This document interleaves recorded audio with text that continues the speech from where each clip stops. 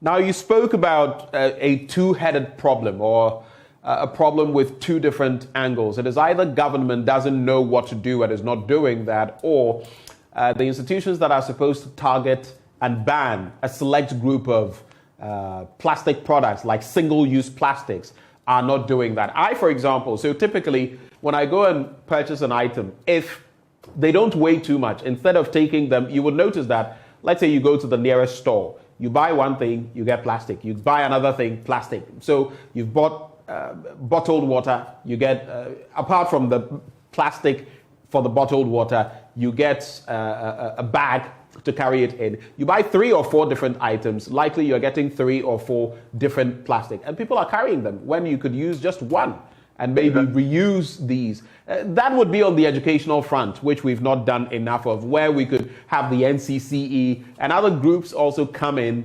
But where do you think the problem really lies? Does it lie at the doorstep of government, especially when the commitment to make Accra the cleaner city has been on the radar for a long time? Or is it the institutions to target and ban specific plastic products that are not getting this right? Which is it?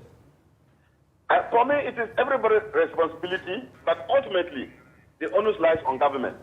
Because when we have interest groups who are divided on how to proceed, and when you have communities who are now who have been swamped by strong marketing drives, and our lives are now tied to the plastic, that there's just nothing you can do with that plastic.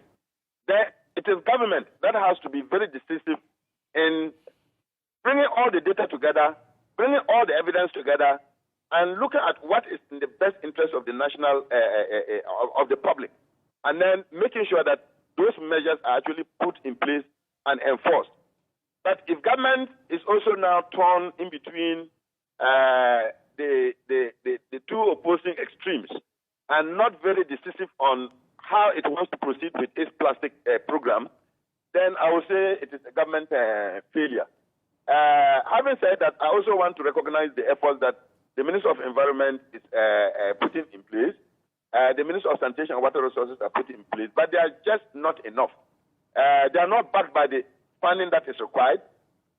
We know we are in a national crisis, but even before we got to this crisis, in terms of our financial situation of our economy, the Minister of Sanitation and Water Resources was really never funded the way you will assume a city that or a country that wants to institute the best or the cleanest city in Africa should be funded.